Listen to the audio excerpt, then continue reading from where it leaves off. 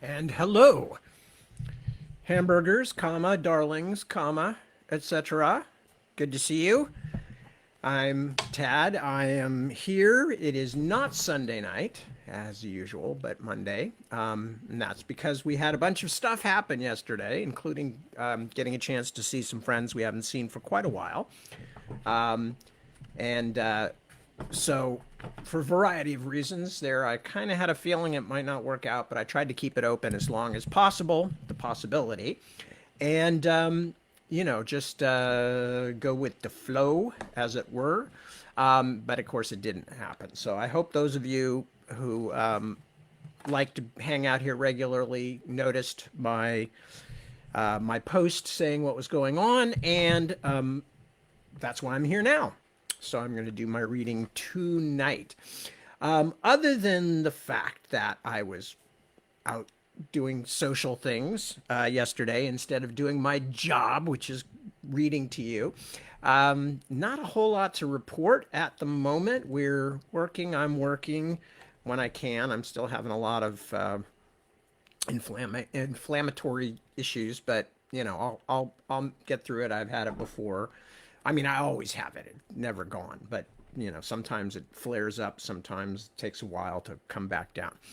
But other than that, just been working on various books. Um, Working, of course, mostly on Navigator's Children. I had been doing the last bits and pieces of Into the Narrow Dark, which is coming out, I think, July 12th is the pub date in America.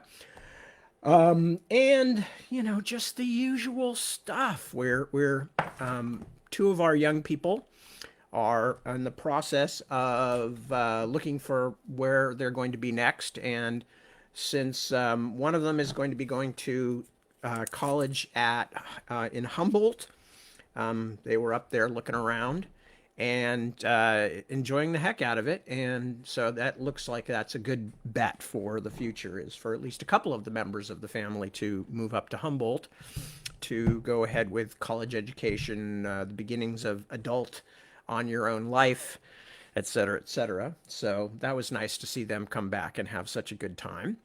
And then, of course, we saw some other friends I mentioned, which was great fun because I don't get to see them enough. They're family that has been very close and dear to me since I was in junior high, which is what we used to call middle school. I don't know if anybody uses the word junior high school anymore or if it's a regional thing or what. But when I was growing up, middle school didn't exist. There was elementary school, junior high school, and high school.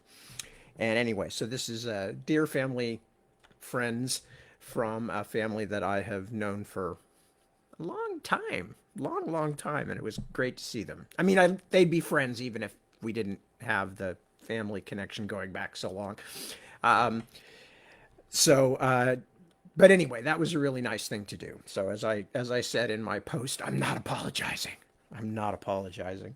Can't apologize for fun unless it's fun that harms other people. And I think because I'm here to read, I don't think anybody was too badly harmed. So anyway, I'm trying to think if there's anything else that I need to relate. I mean, it's like I'm so deep in minutia of Navigator that I've got like maps and bits of maps and chunks of information from literally out of the books and out of my own what I call abstracts, which is how I keep track of what's happening in a manuscript that I'm working on. Not keep track of it because they're very, very terse, but just sort of like, so I know, okay, chapter 14 is there's a so-and-so section, there's a so-and-so section, there's a so-and-so section. It's that kind of stuff. It's not unlike a table of contents for something that I'm already working on, but including little bits that just explain what happens to the characters, the focal point characters in that particular section. So I've got that all over the place, and my brain is a little fragmented because of it. But anyway, so that's about all. So I'm going to just check in and see who all's here and say hello to people. And then we will do some reading. So first off is Kelly. Hello, Kelly. Good evening to you. Good to see you. And Becca, same thing. Good evening. Nice to have you with me. Greetings to Ray. Hello, hello. Greetings to Tad and Tadpoles, says Ray. I'm not sure the rest of them want to be Tadpoles. I mean, it's me, it's my name. I'm used to it. But the rest of them, I mean, what is a tadpole anyway? It's a baby frog. It's a frog that hasn't grown any legs yet. Or well, actually, they can have back legs, and I think still be called a tadpole. But they haven't usually gotten their front legs yet, and they certainly still have a tail. So anyway, I have no idea why I'm explaining this. You all probably know very well what tadpoles are, and basically they have the same meaning. Well, no, they don't have the same meaning. But pollywog is the same thing as a tadpole. Um, Pole and poly probably both come from the same root, though. Poll, meaning head.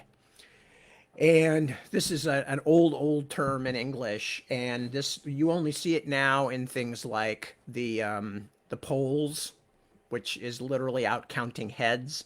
In England, you occasionally hear reference to a poll tax, which sounds like it has something to do with elections, but actually has something to do with literally just being a citizen and being part of the society or the country or whatever. And it's literally a poll, referring to the pole. If you look at, if you read old books, like somebody's 18th, 19th century version of the Robin Hood stories or something like that, you will often see somebody referring to somebody getting whacked on the poll, Poll, or pole. So that's where the pole in tadpole and in pollywogs they both come from that same usage. Anyway, you may not have even needed to know that, or you may have already known that, in which case I apologize. That's just me. Think of my poor children. Will somebody think of the children? Think of my poor children who have had to go their entire lives. They do not know a life in which they did not have their father uselessly and irritatingly explaining where words come from or expressions or who weird old people are that are referred to in TV shows. And they're not even that interested, but I'm always going, oh, that's so and so. Back in 1954, that person did this or that. No, yeah, Dad, okay. Anyway, Jeremy, hi.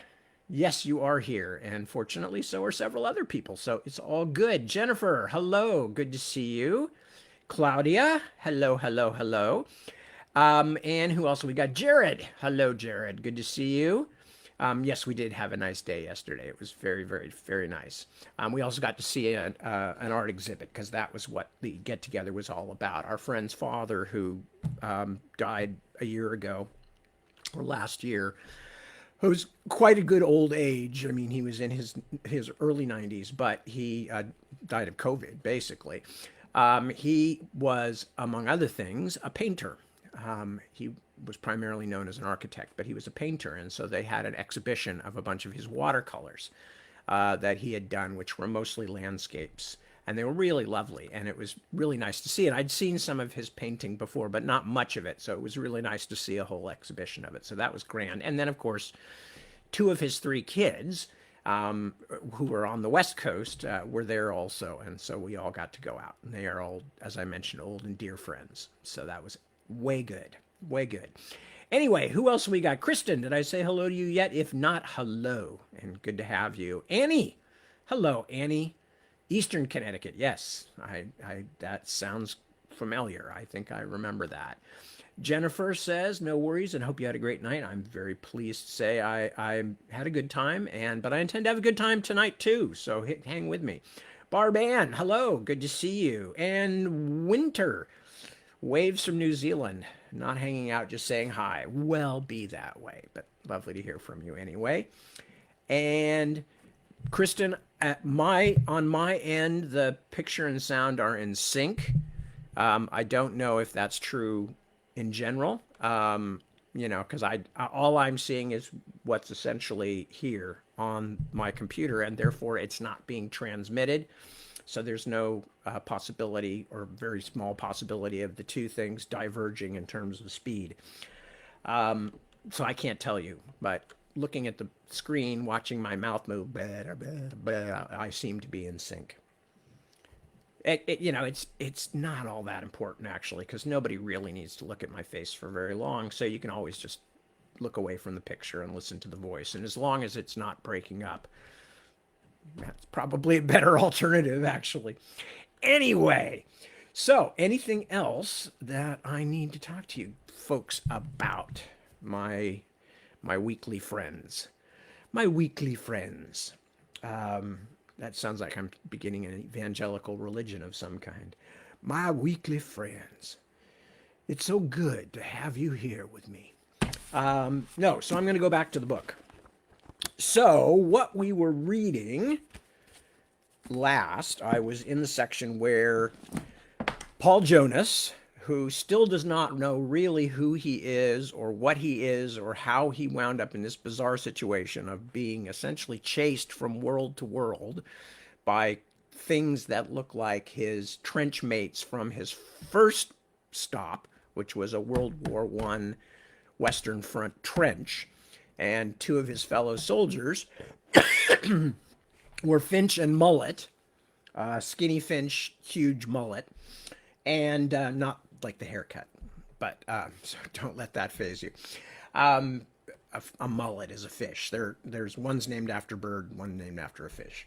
Finch and mullet. Anyway, so after escaping somehow from this place that he was, this horrible ongoing World War I battle, he has traveled through other places, including a version of the not Alice's Wonderland, but the Through the Looking Glass world. And at which point he picked up a tag along a boy called Gally, who was one of the Oyster House boys there. And Gally has been traveling with him since, but they are no longer in that world. They have wound up in a world that feels very much turn of the 19th into 20th century. It's Mars. It's kind of like a science fiction world, but it's very much a science fiction world of 100 or something more years in the past from us now. Very Edgar Rice Burroughs. Although other writers have wrote that kind of stuff, including, Verne and people like that, of that very 19th century influenced with all of the kind of prejudices of the 19th century, or just things that people took for granted in the 19th century carried forward into these supposed futuristic off-world or other worlds. Anyway, so at the assistance of the mad hero Hurley Brummond, who is, you can tell if you don't know the name already, you can tell from the name that he's a bit of a takeoff on Bulldog Drummond, who is a famous British action hero of the early part of the 20th century. And along with Hurley Brummond, who is helped Paul to recover the only person he's recognized in all of his travels so far, which is the bird woman from way back at the beginning of the story, who he's seen a couple times in different versions.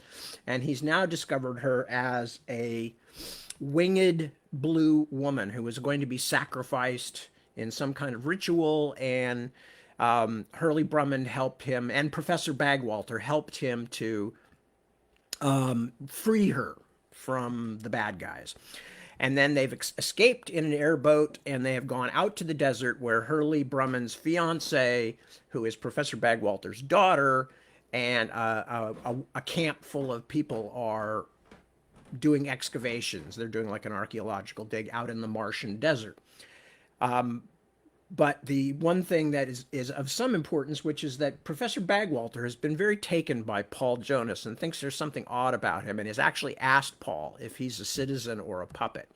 Of course, Paul doesn't know about this, but we have run across it elsewhere, namely where Rini was introducing Kabu to the online protocols, and she said in the online world, this is, of course, outside the Otherland network, in the world that everybody has access to, even though it's online. That everybody's either a citizen or a puppet. They're either a real person with a simulated form, or they are what we would call, I almost said CPR, an NCP, or no. Anyway, I've just gone blank. It's been a long weekend. But a computer generated player or figure. So not Hurley, Bagwalter seems to think that Paul is maybe another citizen, quote unquote. That is a real person masquerading in a simulation. But Paul doesn't know what that meant. So Paul didn't know what that meant. So that had um, no particular meaning for him. He just thought, what's Bagwalter babbling about? Anyway, all right. So that's where we are. And I'm now, as they've been out there in the desert with Bagwalter and Hurley Brumman and Hurley Brumman's fiancee, Joanna, a large, very crocodilian desert crawling vehicle has come crawling across the desert to where they are. And they're all watching it arrive.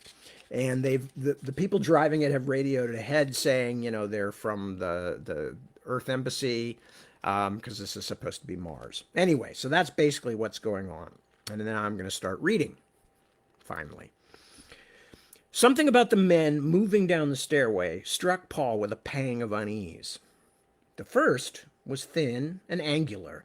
Something glinted on his face as though he wore spectacles, like the professor's. The second, only now emerging from shadow, was so grotesquely fat that he seemed to be having a difficult time descending.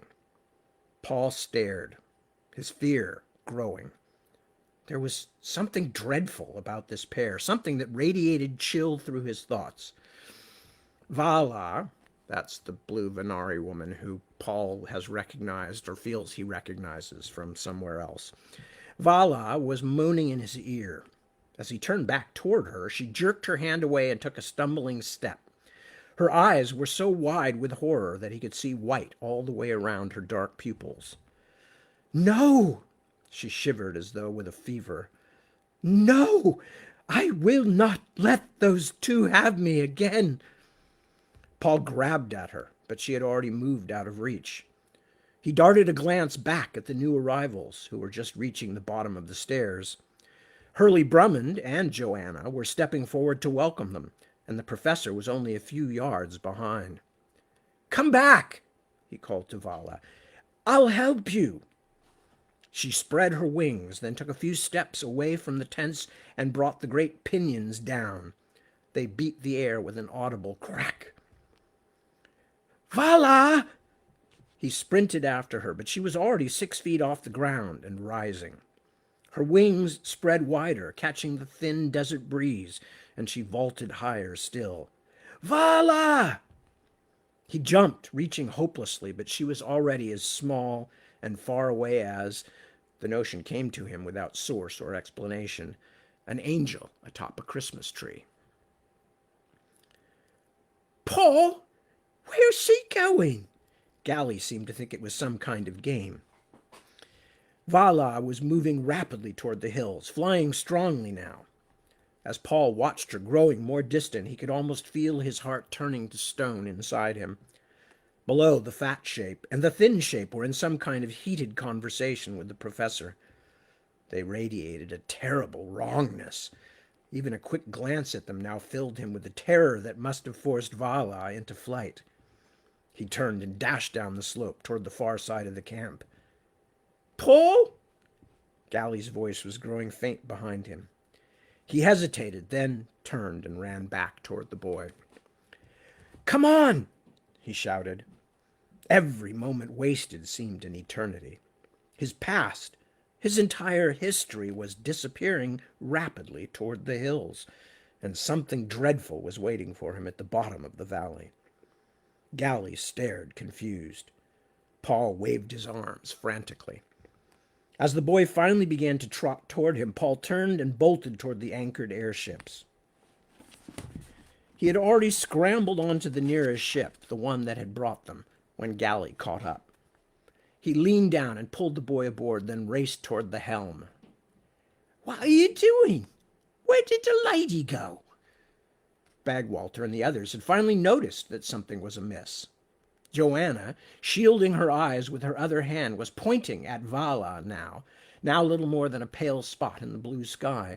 But Hurley Brummond was pelting toward the airship at a great pace. Paul forced himself to examine the mahogany panel that contained the controls. There were a number of small brass levers. Paul flipped one. Deep inside the hull, a bell rang. Paul cursed and flipped the rest. Something began to throb beneath his feet. "Damn it, man, what do you think you're doing?" Brumman shouted. He was only a few dozen yards away now, covering ground swiftly with his great tigerish strides. His look of irritated disbelief was hardening into fury, and he was already fumbling for the saber at his belt. Paul pulled back on the wheel. The airship shuddered, then began to rise. Brumman reached the spot where it had been and jumped, but fell short and tumbled back to the ground in a cloud of dust. The two new arrivals were hurrying forward, arms waving. "Don't be a fool, Jonas!" Professor Bagwalter shouted, his hands cupped around his mouth. "There's no need to—" His voice became too faint to hear as the airship rapidly gained altitude. Paul turned his eyes upward. Vala was only a pinpoint on the horizon, already traveling above the saw-toothed hills. The camp quickly fell away. Oops, hang on, let me just do this here. The camp quickly fell away behind them.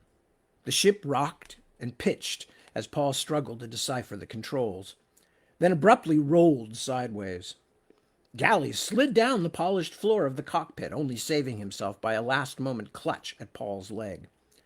Paul wrestled the ship back, more or less level, but it was not stable, and they were receiving rough handling in the windier skies above the hills. Vala was a little closer now. Paul felt a moment's sense of satisfaction. They would catch her, and the three of them would flee together. Together they would solve all the riddles. "Vala!" he called, but she was still too distant to hear him. As they came across the crest of the hills, a sudden gust of wind pushed them sideways once more. Despite Paul's straining hands on the wheel, the ship's nose dipped down. Another gust set them spinning, and he lost control. Galley clung to his leg, shouting in terror. Paul pulled back on the wheel until his joints were aflame with agony, but the ship kept tumbling. First the ground leaped up at them, then they were falling into the sky, then the ground was springing at them once more. Paul had a brief, cracked glimpse of the great canal writhing below them like a dark serpent.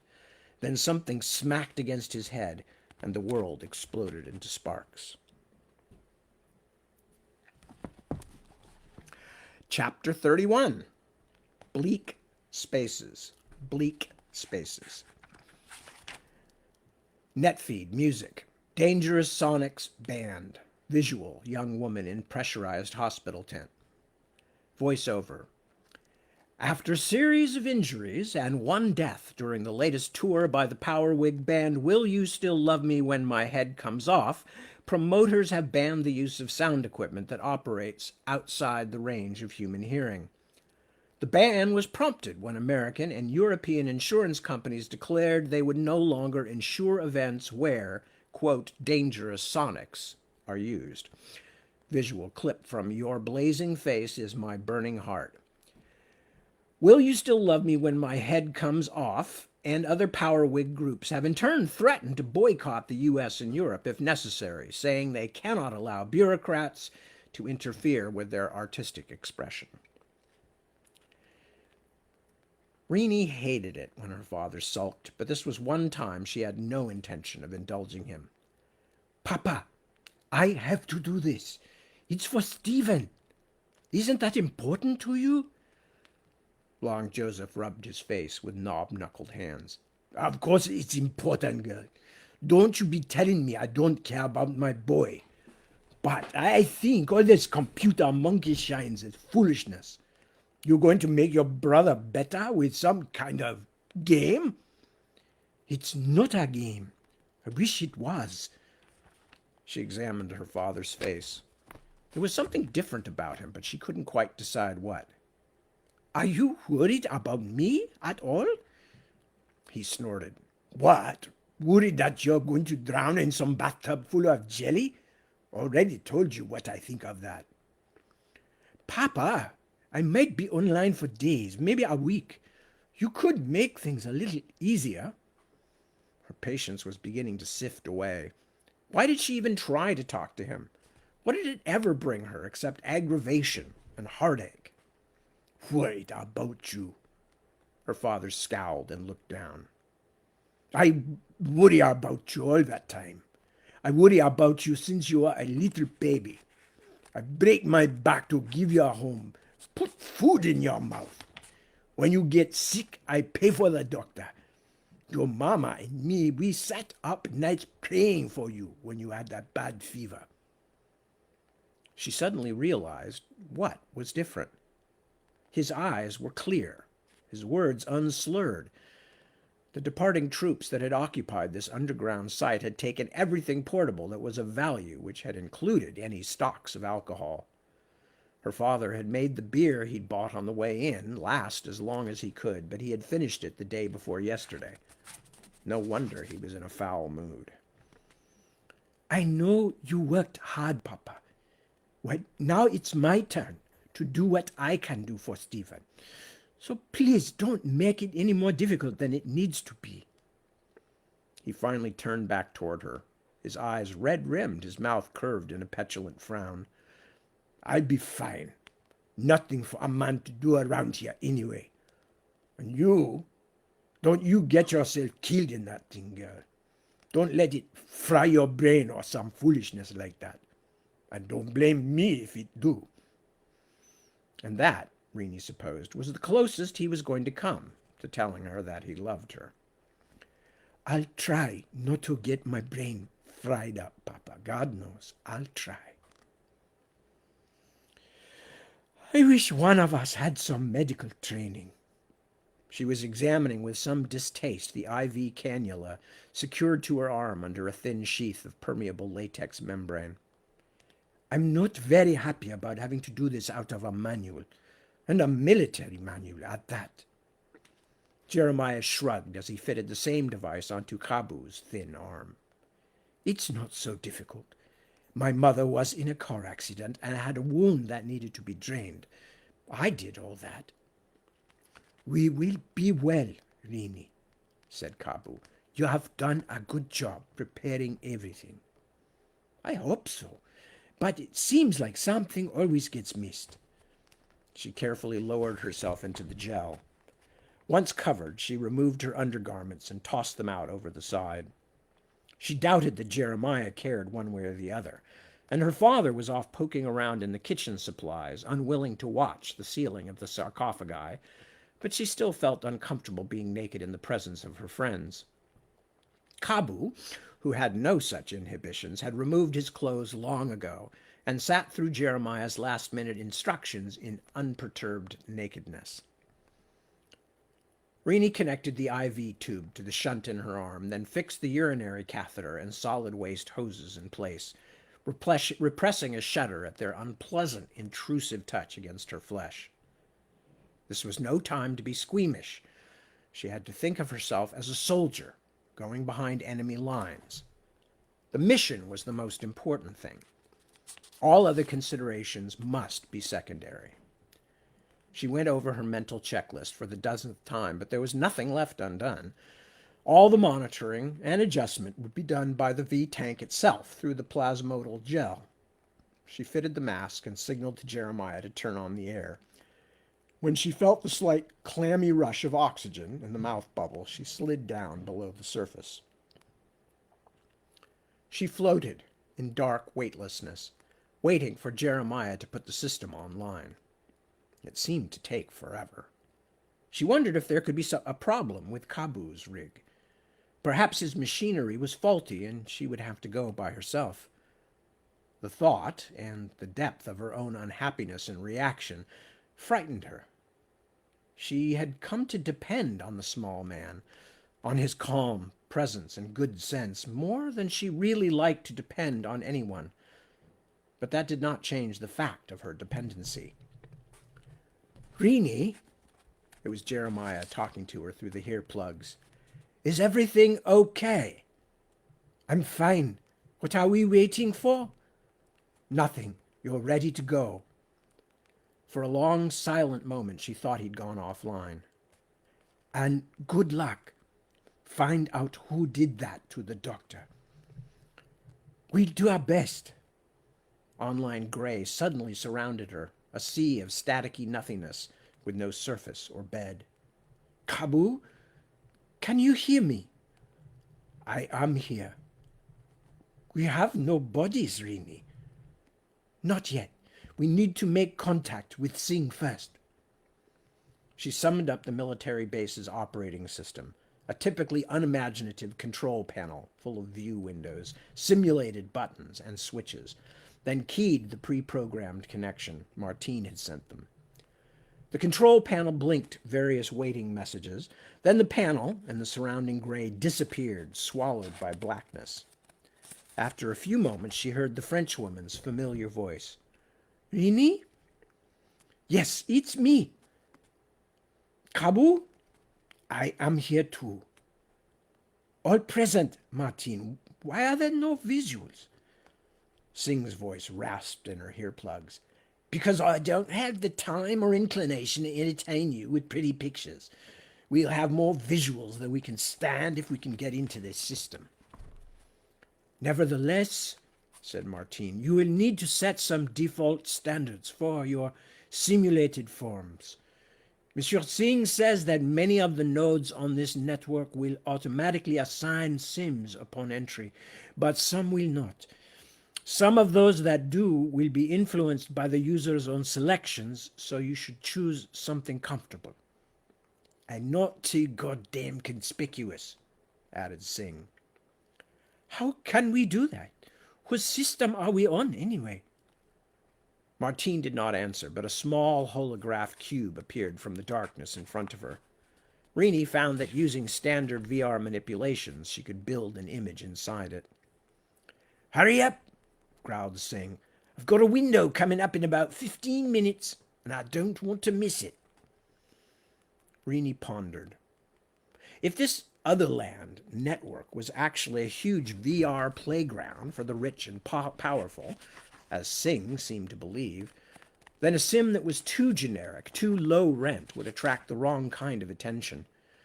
She would indulge herself for once and have something nice.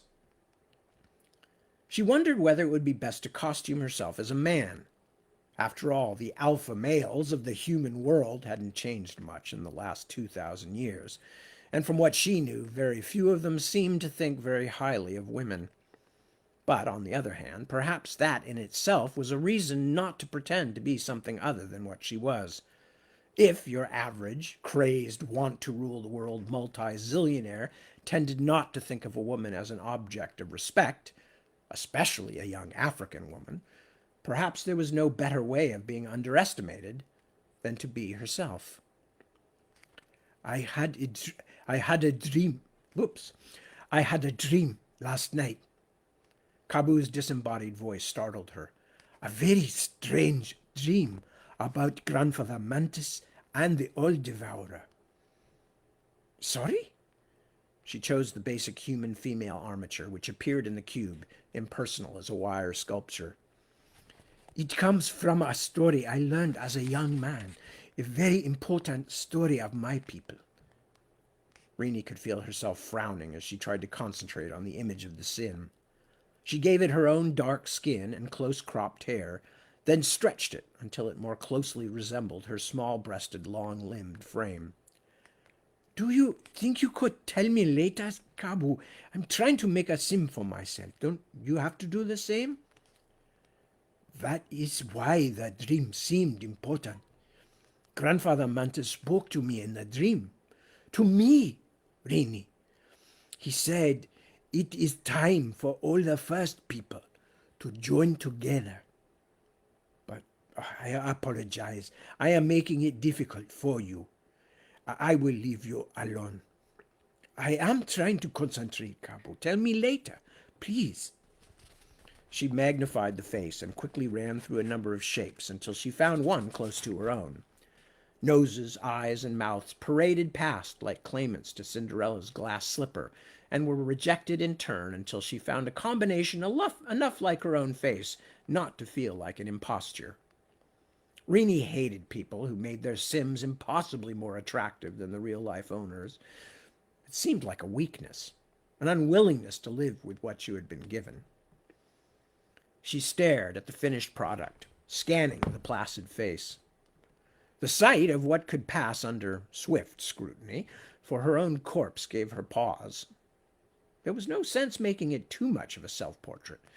The people whose system they were entering illegally were not the forgiving kind, as she already knew.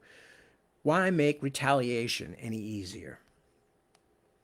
Rini exaggerated the shape of the cheekbones and chin and chose a longer, narrower nose.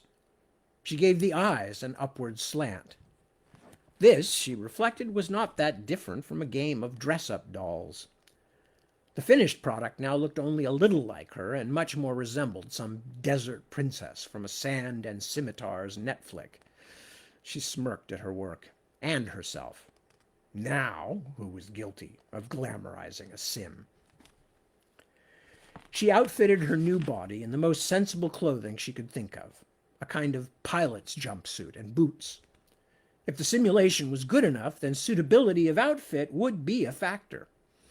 She then ran down a row of options for strength, endurance, and other physical traits, which in most sim worlds was a zero-sum game in which every increase in fitness in one category had to be counterbalanced by decreases elsewhere. When she had jiggled the numbers until she felt satisfied, she locked in the choices.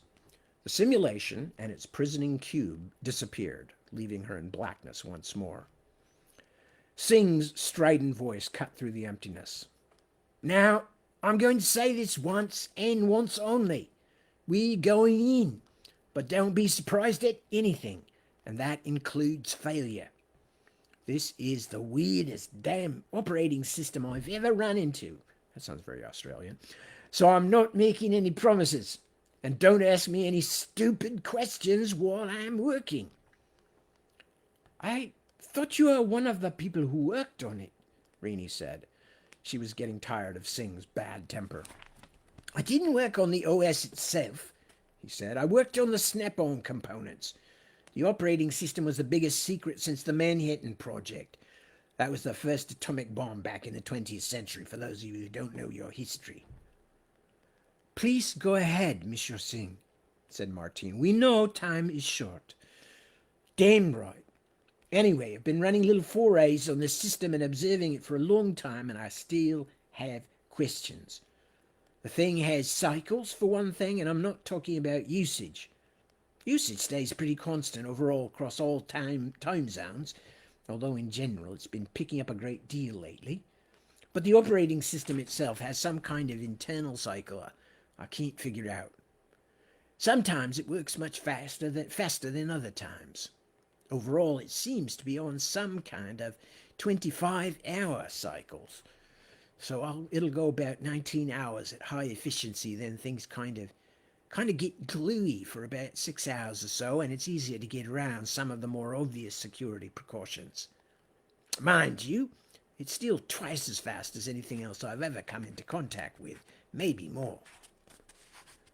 25-hour cycles? Martine sounded shaken. You are certain?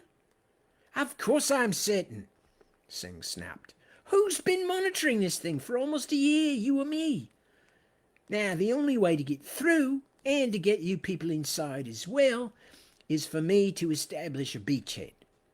That means I have to get the system to open up and let me all the way in.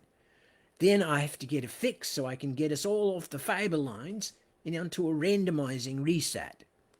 And you're not going to have any pictures until you're in. I don't have time for any of that kiddie crap. So you're going to have to listen to my voice and do what I tell you. Got it?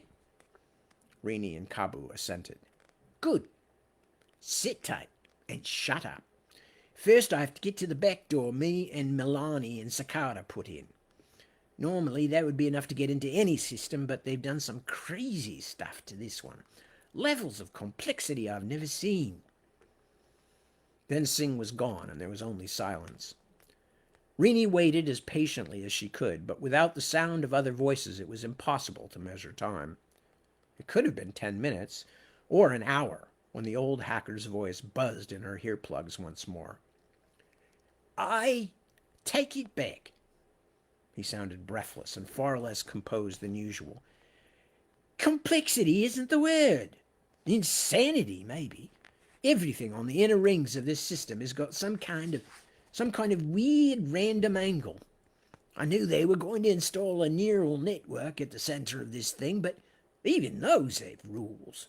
They learn, and eventually they do the right thing every time, which after a point means more or less the same thing every time. It was hard to sit in the darkness and do nothing. For the first time she could remember, Rini yearned to be able to touch something, anything. Telepresence, they had called it in her ancient VR textbooks. Contact over a distance. I don't understand, she said. What's happening? Singh was so discomfited that he didn't seem to resent the interruption. It's open! Wide open! I popped in through the back door. Every time I've probed that before, there's been some weird nesting code barrier on the other side. I worked up a solution for that, assuming that was just the first layer of defenses around the heart of the system. But it's not there. There's nothing to keep us out at all. What? Martine, too, sounded alarmed. But does that mean the entire system is undefended? I cannot believe that. No, Rini could hear Singh's frustration. I wish it were. That would just mean a systems breakdown. As far as I can tell, the hole, if you want to call it that, is only in the last ring of defenses, on the other side of my entry point. The back door we built into this particular bit of gear decades ago, but it's never been undefended before. Forgive me for speaking of something that is unfamiliar to me, said Kabu. Rini was surprised by the pleasure she felt at hearing his voice through the darkness. But does it not sound like a trap? Of course it does. Singh's bad temper had not stayed away long. There's probably a dozen of that bastard Atasco systems engineers sitting in some room right now, like polar bears at an ice hole, waiting to see what pokes its head through. But tell me what else we should do. Detached from her body as she had never been, floating in a kind of negative space, Rini still felt her skin tingle. They want us to try to get in? I don't know, the old hacker said. I told you, this operating system is unfathomable. By far the most complicated thing I've ever seen.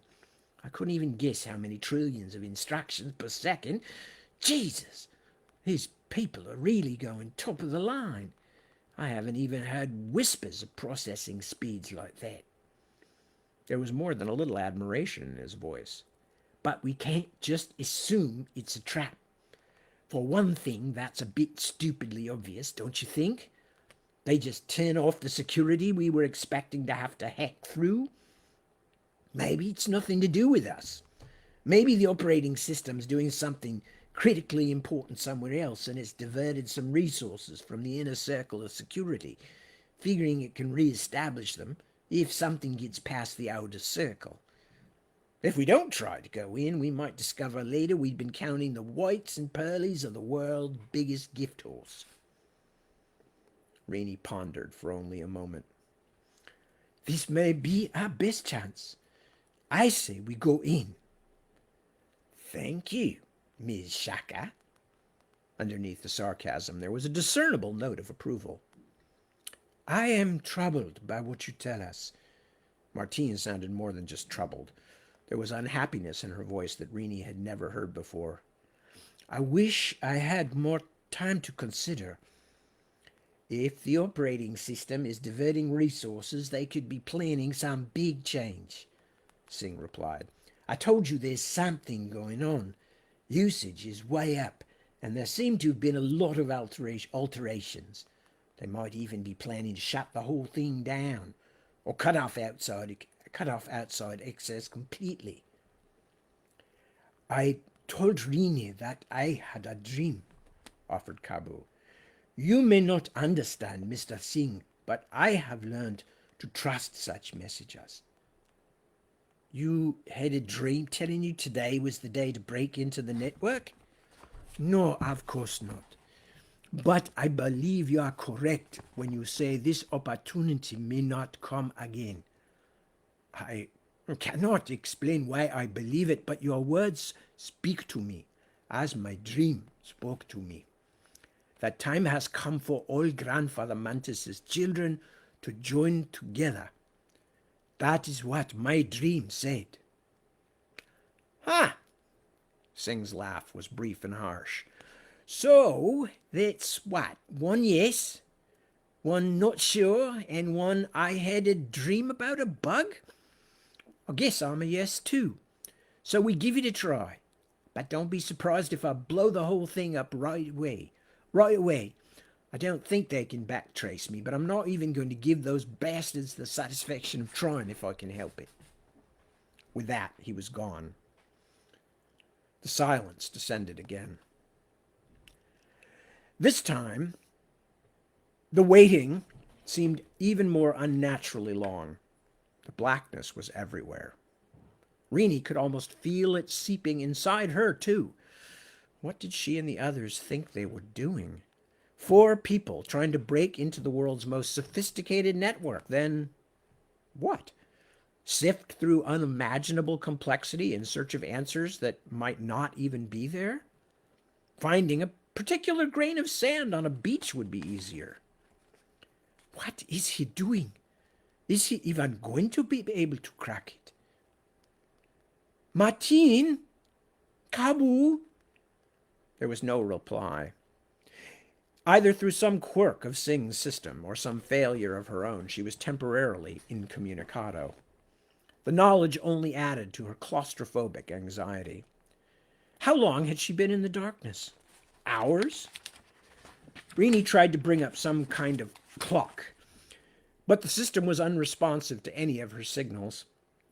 For a moment, as she moved hands she could not see, to no discernible effect, she felt the beginnings of real panic.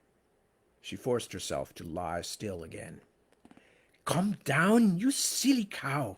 You're not down a well or buried under a cave-in. You're in a V-tank. Kabu and your father and Jeremiah are only a few feet away. You could sit up if you wanted to. Just rip out all those tubes and push open the tank lid. But that would spoil everything. You've been waiting for this chance for a long time.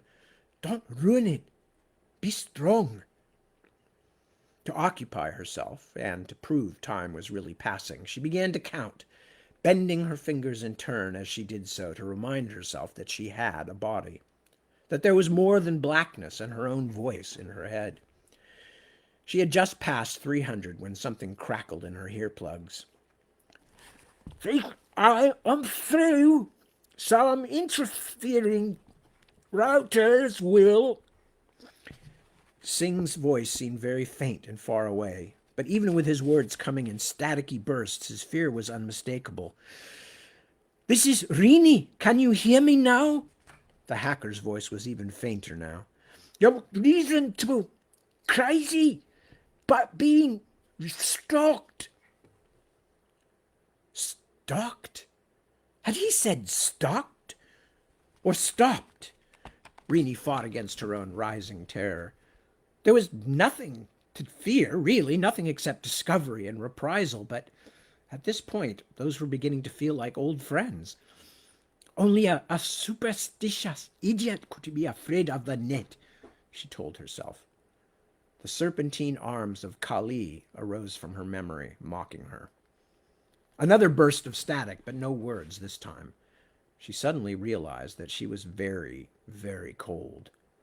Kabu! Martin! Are you out there? Silence. The cold was growing deeper. Psychosomatic, surely. A reaction to the darkness, to the isolation and uncertainty. Hang on, girl. Hang on. Don't panic. No reason to be afraid. You're doing this for Stephen. You're doing this to help him. She was shivering. She could feel her teeth bouncing against each other, clicking and rattling her jawbone. Blackness. Chill Silence. She began to count again, but could not keep the numbers straight. Rini, are you there? The sound was thin, as though it came to her down a long tube. The sheer joy at hearing her name spoken told her how frightened she was. A long moment passed before she realized whose voice it was. Jeremiah! The tank! Your temperature readings are way down. His voice was only a little clearer than Singh's had been. Do you want... A hiss drowned him out. I couldn't hear you, Jeremiah. Can you reach Kabu in the other tank? Such a big drop. Do you want... pull out? She could tell him she did. It would be easy. With just those words, she would be released from these strange, bleak spaces. But how could she do that? How could she just give up? Out of the void, clearest of all the phantoms flickering in her thoughts, she saw Stephen's face behind the crinkled transparency of the oxygen tent. This, darkness, isolation, nothingness, was his reality every single day. Could she let a few moments of it frighten her away from what might be his only chance? Jeremiah, can you hear me? There's interference. Just say yes, if you can. A quiet, crackling pause, then a sibilance. Yes. Okay, don't pull us out. Don't do anything unless our vital signs go completely wrong.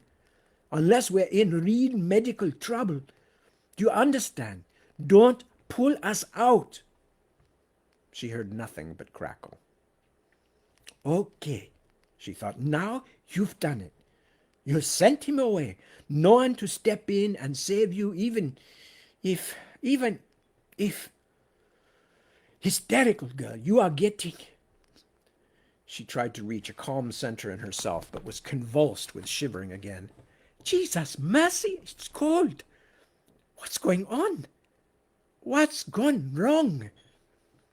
Something was growing in the darkness, so faint that she could not be sure that it was not a trick of her reeling mind. A few spots became brighter, glowing like luminescent fungus in a root cellar. Rini stared, all of her attention focused as the spots became lines, then moving smears of white and gray, resolving at last into a living image, blasted inside out like a photographic negative. Sing? The figure hanging in the emptiness before her raised its hands, its jerky movements oddly out of phase. Its mouth worked, but there was no sound in her earplugs except her own shallow breathing. The old man wore the same threadbare robe and pajamas she had seen before. But how could that be? Surely he would have constructed a sim for himself, something that would hide his identity. The cold grew heavy, pushing down on her like a great hand, sending her into spasms of trembling. Singh's image expanded, stretching and distorting until it filled the entirety of her vision, reaching away into infinity at its corners. It opened a twisted mouth the size of a mountain, and the face around it contorted in pain. The sound, which scraped and roared through her earplugs loud as a jet engine, was only barely identifiable as speech. It! And now, even through the killing cold that was making her body shake itself to bits, she could feel something else, a presence that stood behind this bizarre, gigantic apparition of Singh, as the endless vacuum of space stood behind the blue sky. She could feel it looming above her, a mind like a fist trembling over a table-crawling gnat, a thing of pure thought that was nevertheless idiot empty, a presence colder than cold, sick and curious and powerful and completely insane. Her thoughts were flying away like roof tiles in a hurricane, Hyena! A part of her shrieked. Kabu's stories and her dreams giving the fear a name. The burnt one! A moment later, as it blanketed her with darkness and the cold burrowed into her guts, something else Kabu had said heaved itself up from her memory. All devourer! It touched her idly then, nosing at her as a beast might nose someone pretending to be dead. An icy void, but something squirming at the heart of it, like cancer. She felt certain her heart would stop. Sing's voice again blasted her ears, a gigantic howl of agony and horror. "Oh, God, it's got me!" His image contorted, twisting itself inside out, and Rini shrieked in startled terror. A hideously distorted but indisputably real version of the old man, as he must be at this very moment, filled the blackness, his turban askew and bathrobe rucked under his arms as he convulsed like a worm at the end of a cruel hook. His eyes rolled back until only white showed. His toothless mouth gaped. Rini could feel his pain almost as though it were her own, a terrible tension that ran through her like an electrified wire. It flared and then stopped. She felt Sing's heart burst. She felt him die. The image vanished. The dark settled again. The cold clutched her and held her, and the inconceivable something brought her close. "Oh, God," she thought hopelessly, "I've been so stupid." She could feel her brother and her father and so many others crying out their anger at her. The cold grew deeper, impossibly complete, as if every sun in the universe had been extinguished. Her body was now too weak even to shiver. She felt strength whistling out of her, her mind floating, dying. Something abruptly opened before her, a lessening of density dimly perceived. She felt herself falling into it as if from a great height. She was going through something, an opening, a gate. Had she passed through into wherever it had been that she had once wished to enter eternities ago? Was she being allowed in? Somewhere a memory. Teeth. Miles of gleaming teeth. A giant mouth grinning. No, she realized, a last flicker of reason in her dying mind. I'm being swallowed. And that is the end of that chapter. So rather than start a new one at 2 minutes till the top of the hour, we will wrap it up there. Yes, Mike has reminded me that the abbreviation I was staggering around trying to remember was NPC, non-playable character, which is what I was trying to say. I had NPR, and I had National Public Radio, and I had LMD, Life Model Decoy. That's from comic books, and I had something CPR in my head as well. So I just had all these 3-letter combos floating around in my mind. I just simply could not come up with it. Senility is fun. Anyway, so thank you for that, Mike. And with that, I am going to wrap things up for tonight. I will be back next Sunday as per usual at 1 a.m. For the first reading, and then again at 7 p.m. Again, back to Sunday, just to make it clear. I have no plans to miss next Sunday. But I will obviously try to let everybody know if anything happens and things have to change. But as always, I am very pleased that you came and spent some time with me and put up with all my weird accents that I try to do. I'm doing my best, honestly. I'm doing my best. Sometimes I'm not very good. Other times I'm a little better. But at least I'm trying to make the book as true to real life as possible, to make it a little mind movie for you, a mind movie. Mentalk, the mind taker. Anyway, so with that, I say take good care of yourselves. Very important. Take good care of your friends and family, your loved ones. Take good care of the people around you. And we all help take care of each other. And somehow we will all make it through to a brighter day. Hallelujah, kumbaya. So have a good one. See you next weekend. Peace and good night.